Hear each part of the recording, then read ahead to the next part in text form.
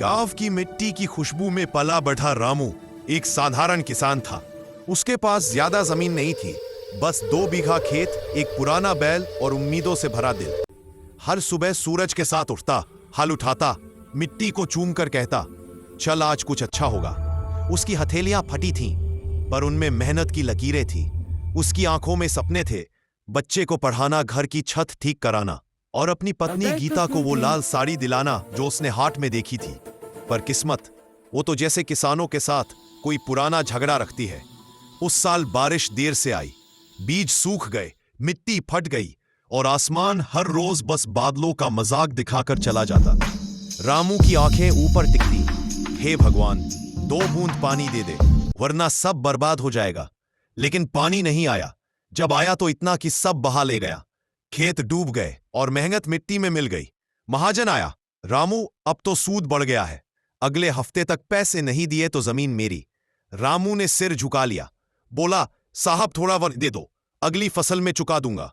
महाजन हंस पड़ा, अगली फसल? हा हा हा, तू किसान है या सपने देखने वाला? घर पहुंचा तो पत्नी गीता आंसू पोंछ रही थी। रामू, बच्चा 3 दिन से बुखार में है, दवा चाहिए पर पैसे नहीं है। रामू चुप रहा, बाहर गया, अपने खेत की मिट्टी उठाई और हाथों में मल ली।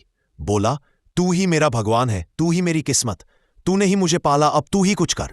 पर मिट्टी भी जैसे आज जवाब दे चुकी थी। अगले दिन वो मंडी पहुंचा, अपनी थोड़ी बहुत फसल बेचने, पर दाम इतने कम थे कि वो खुद हंस पड़ा। इतने में तो बीज भी नहीं आया था, अब क्या उम्मीद करूं?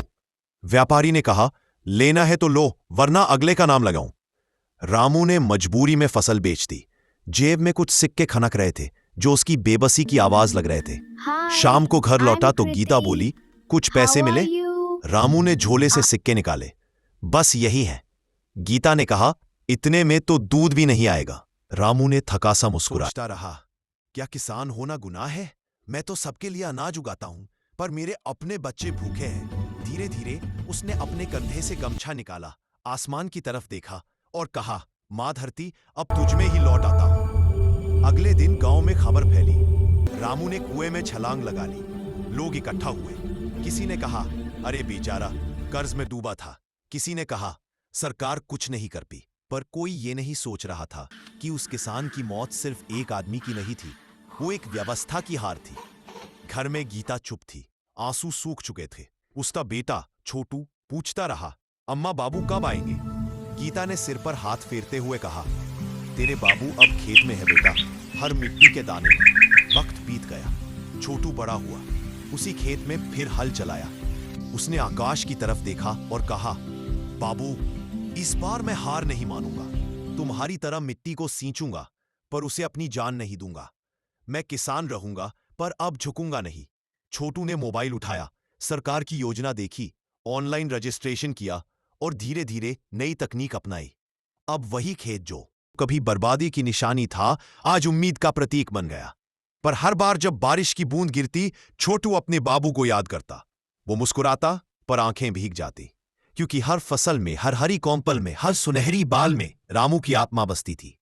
वो मरकर भी जिंदा था, मिट्टी में, हल में और हर उस रोटी में जो किसी के घर में बनती थी। कहते हैं किसान धरती का बेटा होता है, पर असल में धरती किसान की मां होती है, जो अपने बच्चे को जन्म देती है, उससे जीवन लेती है और फिर उसी में समा जाने देती है। रामू चला गया, पर हमें एक सवाल छोड़ गया, क्या कभी वो दिन आएगा जब किसान को खुद की रोटी के लिए तरसना ना पड़े? आज जब हम खाना खाते हैं तो याद रखना, ये सिर्फ अनाज नहीं, किसी किसान के सपनों की राख है। उसकी थकान है, उसकी उम्मीद है और उसकी अधूरी कहानी है।